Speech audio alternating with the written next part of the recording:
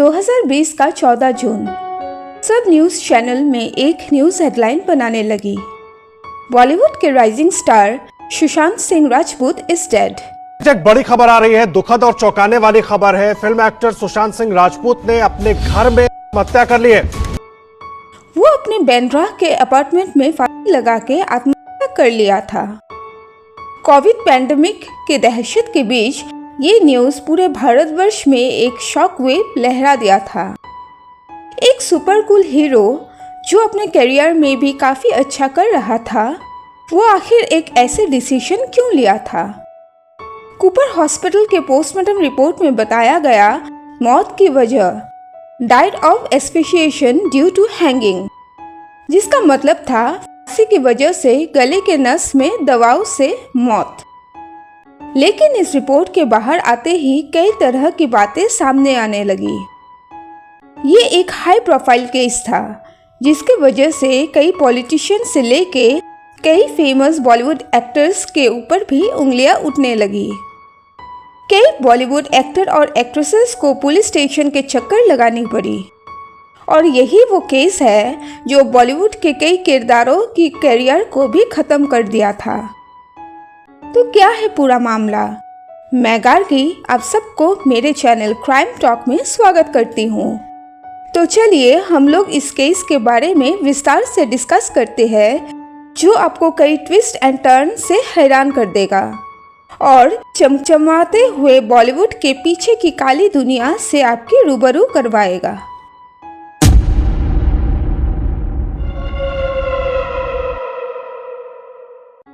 चौंतीस साल का सुशांत सिंह राजपूत थे एक star with a golden heart. वो गरीबों की मदद करने से लेके वुमेन एम्पावरमेंट, चाइल्ड एजुकेशन और कई चैरिटी के कामों को बिना पब्लिसिटी चुपचाप करते थे, जो बाकी एक्टर और एक्ट्रेसेस में कॉमन नहीं था। AIEEE में 7th रैंक हासिल करने वाला Sushant Singh Rajput Delhi college of engineering में मैकेनिकल डिपार्टमेंट में अपना एडमिशन करवाते हैं। लेकिन 3rd ईयर के 2 सेमेस्टर्स खत्म होने से पहले ही decided to drop from the college. College से ड्रॉप होने के बाद वो अपना पैशन फॉलो करने का सोचते हैं। वो बॉलीवुड में अपना पहला कदम एक बैकग्राउंड डांसर के हिसाब से करते हैं और फिर अचानक एक दिन बालाजी टेलीफिल्म्स के ओनर एकता कपूर की नज़र उस पर पड़ती है और एकता कपूर जी ने उनको पवित्र रिश्ता सीरियल के लीड रोल में कास्ट करती है, जो एक हिट रहा और सुशांत सिंह राजपूत भारत के हर घर का जाना पहचाना हुआ नाम बन गए। इस सीरियल में सुशांत का एक्टिंग स्किल और उनकी इनोसेंट हंसी लोगों के दिलों में उनके लिए एक जगह बना लिया था और 2013 में काई पो चे मूवी से सुशांत बॉलीवुड के बिग स्क्रीन में अपना एंट्री करते हैं। इसके बाद वो एक के बाद एक कई मूवीज में अपना किरदार निभाते गए। 2014 के मूवी पीके में अनुष्का शर्मा के साथ उनका सरफराज का छोटा सा रोल काफ़ी इम्पैक्टफुल रहा। फिर 2015 में उनका MS धोनी में इंडियन क्रिकेट टीम के कैप्टन महेंद्र सिंह धोनी का रोल उनको रातों रात कामयाबी की शिखर तक ले गई। ये मूवी इतना हिट था कि ये लगभग 216 करोड़ की कमाई की थी। इसमें सुशांत का एक्टिंग स्किल लोगों को इतना पसंद आया कि लोग सुशांत के दीवाने बन गए। लेकिन इतने अच्छे एक्टिंग के बावजूद उस साल फिल्म फेयर अवार्ड में उनको नज़रअंदाज कर दिया गया। इस अवार्ड कंट्रोवर्सी के बारे में कंगना रनौत ने भी खुल के अपना ओपिनियन लोगों के सामने रखी थी और उसी समय कंगना नेपोटिज्म वर्ड का इस्तेमाल पहली बार करती है। उनकी इंटरव्यू से बॉलीवुड के अंदर आउटसाइडर्स के ऊपर हो रही बायस के बारे में हमें पता चलता है। काय पोचे जैसे उनको कोई डेब्यू की कोई एक्नॉलेजमेंट, कोई अवार्ड नहीं मिला, या केदारनाथ या धोनी या छिछोरे जैसी फिल्म, एक गली बॉय जैसी एक वाहियात फिल्म को सारे अवार्ड मिलते। यशराज फिल्म्स बॉलीवुड की सबसे बड़ी प्रोडक्शन हाउस के साथ सुशांत सिंह राजपूत का 3 फिल्मों का कॉन्ट्रैक्ट था। इसमें से 2 फिल्म डिटेक्टिव ब्योमकेश बख्शी और शुद्ध देसी रोमांस रिलीज हो चुका था। पर यह बॉक्स ऑफिस में उतना अच्छा नहीं कर पाया।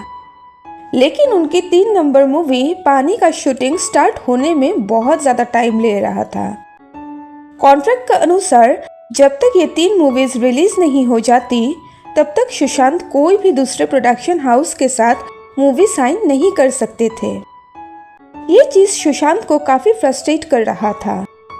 उनका फ्रस्ट्रेशन इतना बढ़ गया था कि सुशांत ने ये कॉन्ट्रैक्ट तोड़ दिया था, जिसकी वजह से उनको काफ़ी नेगेटिविटी का सामना करना पड़ा और उनको कई फिल्मों के कॉन्ट्रैक्ट से खारिज कर दिया गया था। लोग जब बॉलीवुड को कोसते हुए #justice for Sushant Singh Rajput social media में ट्रेंड करवा रहे थे, उसी समय सुशांत के पिता के सिंह पटना में एक 4 पन्ने का FIR दाखिल करते हैं, जिसमें उन्होंने सुशांत के गर्लफ्रेंड रिया चक्रवर्ती को सुशांत के मौत का जिम्मेदार ठहराते हैं। FIR में ये भी बताते हैं कि रिया ने 17 करोड़ रुपया सुशांत के अकाउंट से अपने अकाउंट में ट्रांसफ़र करवाई थी।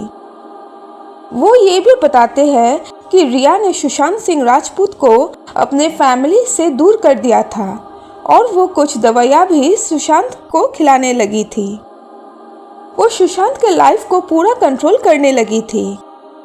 पटना में किया गया FIR के ऊपर बेस करके पुलिस अपना इन्वेस्टिगेशन स्टार्ट कर देते हैं। इन्वेस्टिगेशन में पता चलता है कि 8 जून 2020 को रिया सुशांत के बैंड्रा का घर, जहां वो लोग लिव इन में रह रहे थे, वहां से अपना सामान लेके चली जाती है और उसने सुशांत को अपने फ़ोन में भी ब्लॉक कर दिया था। अब लोगों का ओपिनियन बॉलीवुड से शिफ्ट होकर रिया चक्रवर्ती पर फोकस हो गया था। रिया को तरह तरह की थ्रेट्स भी मिलने लगी थी।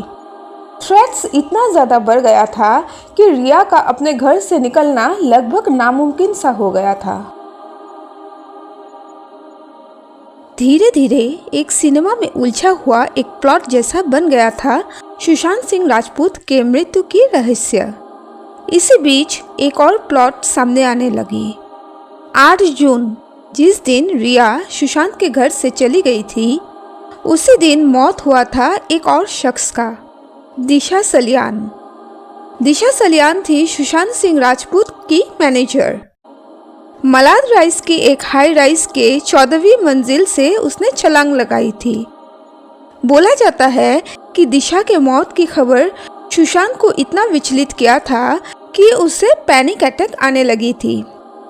कुछ कंस्पिरेसी थ्योरीज के अनुसार दिशा थी बॉलीवुड एक्टर सूरज पंचोली की गर्लफ्रेंड और दिशा को लेके सुशांत और सूरज पंचोली के बीच कुछ झड़प भी हुआ था, जिसके बाद सलमान खान सुशांत को थ्रेटन करने लगे थे और ये भी बताया जाता है कि दिशा ने सुसाइड नहीं किया था, उसे भी मार दिया गया था और जिन लोगों ने ये काम किया, they are the culprits behind Sushant's death.